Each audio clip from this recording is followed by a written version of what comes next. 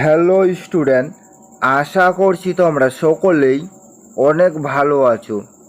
আজকে আমরা আলোচনা করব ডাব্লিউবিপি ও কেপি পরীক্ষার জন্য অত্যন্ত গুরুত্বপূর্ণ প্রশ্ন ও উত্তর। ক্লাসগুলি তোমরা খুব মনোযোগ সহকারে প্রথম থেকে শেষ পর্যন্ত দেখতে থাকো। আশা করছি তোমরা কমন পেয়ে যাবে। আজকে আমাদের প্রথম প্রশ্ন রয়েছে, ভবানী পাঠক কোন বিদ্রোহের নেতা ছিলেন?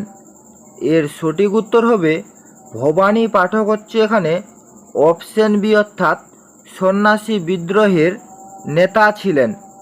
তারপরে চলে যাব পরবর্তী নাম্বার কোশ্চেনে। পরবর্তী দ্বিতীয় নাম্বার কোশ্চেন রয়েছে, তড়িৎ প্রবাহ মাপা হয় কোন যন্ত্রের সাহায্যে? এর সঠিক উত্তর হবে তড়িৎ প্রবাহ মাপা হয় হচ্ছে এখানে অ্যামমিটার যন্ত্রের সাহায্যে। এটা কিন্তু একটি অত্যন্ত ইম্পর্টেন্ট একটি কোশ্চেন রয়েছে, তড়িৎ প্রবাহ মাপা হয় কোন যন্ত্রের সাহায্যে? তারপরে চলে যাব পরবর্তী নাম্বার কোশ্চেনে। পরবর্তী আমাদের তৃতীয় নাম্বার কোশ্চেন রয়েছে, সুভাষচন্দ্র বসু কবে কংগ্রেসের প্রেসিডেন্ট হয়েছিলেন? এর সঠিক উত্তর হবে সুভাষচন্দ্র বসু কংগ্রেসের প্রেসিডেন্ট হয়েছিলেন হচ্ছে 1938 সালে। তারপরে চলে যাব পরবর্তী নাম্বার কোশ্চেনে। পরবর্তী 4 নাম্বার কোশ্চেন রয়েছে, লাল গ্রহ নামে পরিচিত কোন গ্রহ? এখানে 4টি অপশন দেওয়া রয়েছে, লাল গ্রহ নামে পরিচিত কোন গ্রহ?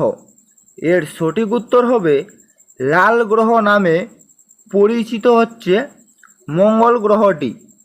তারপরে চলে যাব পরবর্তী নাম্বার কোশ্চেনে। পরবর্তী আমাদের 5 নাম্বার কোশ্চেন রয়েছে, ভারতের প্রবেশদ্বার কাকে বলা হয়? এটাও কিন্তু একটি অত্যন্ত ইম্পর্টেন্ট একটি কোশ্চেন রয়েছে, ভারতের প্রবেশদ্বার কাকে বলা হয়? এর সঠিক উত্তর হবে ভারতের প্রবেশদ্বার বলা হয় হচ্ছে মুম্বাইকে। তারপরে চলে যাব পরবর্তী নাম্বার কোশ্চেনে। পরবর্তী আমাদের 6 নাম্বার কোশ্চেন রয়েছে, দক্ষিণতম বিন্দুর নাম কি? এর সঠিক উত্তর হবে দক্ষিণতম বিন্দুর নাম হচ্ছে ইন্দিরা পয়েন্ট। তারপরে চলে যাব পরবর্তী নাম্বার কোশ্চেনে। পরবর্তী আমাদের 7 নাম্বার কোশ্চেন রয়েছে, নর্মদা নদীর যমজ নদী বলা হয় কোন নদীকে? এখানেও 4টি অপশন দেওয়া রয়েছে, নর্মদা নদীর যমজ নদী বলা হয় কোন নদীকে? এর সঠিক উত্তর হবে নর্মদা নদীর যমজ নদী বলা হয় হচ্ছে তাপ্তি নদীকে। তারপরে চলে যাব পরবর্তী নাম্বার কোশ্চেনে। পরবর্তী 8 নাম্বার কোশ্চেন রয়েছে, রাজ্যসভার চেয়ারম্যান কে? এর সঠিক উত্তর হবে রাজ্যসভার চেয়ারম্যান হচ্ছে এখানে উপরাষ্ট্রপতি। উপরাষ্ট্রপতি হচ্ছে রাজ্যসভার চেয়ারম্যান। তারপরে চলে যাব পরবর্তী নাম্বার কোশ্চেনে। পরবর্তী আমাদের 9 নাম্বার কোশ্চেন রয়েছে, 10 টাকার নোটে বর্তমানে কিসের ছবি আছে? এর সঠিক উত্তর হবে 10 টাকার নোটে বর্তমানে হচ্ছে সূর্য মন্দিরের ছবি আছে। এটাও একটি অত্যন্ত ইম্পর্টেন্ট একটি কোশ্চেন রয়েছে, 10 টাকার নোটে বর্তমানে কিসের ছবি আছে? তারপরে চলে যাব পরবর্তী নাম্বার কোশ্চেনে। পরবর্তী 10 নাম্বার কোশ্চেন রয়েছে, ভারতের কোন রাজ্যে জনসংখ্যা সবচেয়ে কম? এর সঠিক উত্তর হবে ভারতের হচ্ছে সিকিম রাজ্যে জনসংখ্যা সবচেয়ে কম। তারপরে চলে যাব পরবর্তী নাম্বার কোশ্চেনে। পরবর্তী 11 নাম্বার কোশ্চেন রয়েছে, কলকাতায় হিন্দু কলেজ কে তৈরি করেন? এর সঠিক উত্তর হবে কলকাতায় হিন্দু কলেজ তৈরি করেন হচ্ছে রামমোহন রায়। তারপরে চলে যাব পরবর্তী নাম্বার কোশ্চেনে।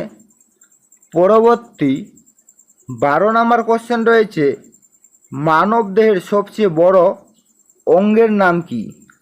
এর সঠিক উত্তর হবে মানব দেহের সবচেয়ে বড় অঙ্গের নাম হচ্ছে লিভার। তারপরে চলে যাব পরবর্তী নাম্বার কোশ্চেনে। পরবর্তী আমাদের 13 নম্বর কোশ্চেন রয়েছে, গুজরাটের রাজধানীর নাম কি? এর সঠিক উত্তর হবে গুজরাটের রাজধানীর নাম হচ্ছে গান্ধীনগর। তারপরে চলে যাব পরবর্তী নাম্বার কোশ্চেনে। পরবর্তী 14 নম্বর কোশ্চেন রয়েছে, ভারতের প্রধান নদীর নাম কি? এখানেও 4টি অপশন দেওয়া রয়েছে। ভারতের প্রধান নদীর নাম কি?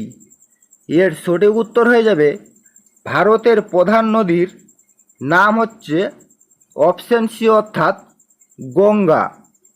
তারপরে চলে যাব পরবর্তী নাম্বার কোশ্চেনে। পরবর্তী 15 নম্বর কোশ্চেন রয়েছে, ভারতের পাট গবেষণা কেন্দ্র কোথায় অবস্থিত? এটাও কিন্তু একটি অত্যন্ত ইম্পর্টেন্ট একটি কোশ্চেন রয়েছে। ভারতের পাট গবেষণা কেন্দ্র কোথায় অবস্থিত? এর সঠিক উত্তর হবে ভারতের পাট গবেষণা কেন্দ্র হচ্ছে পশ্চিমবঙ্গ রাজ্যে অবস্থিত। তারপরে চলে যাব পরবর্তী নাম্বার কোশ্চেনে। পরবর্তী 16 নম্বর কোশ্চেন রয়েছে, ভারতের বিপ্লবীবাদের জনক কাকে বলা হয়? এর সঠিক উত্তর হবে ভারতের বিপ্লবীবাদের জনক বলা হয় হচ্ছে বাসুদেব বলবন্তকে।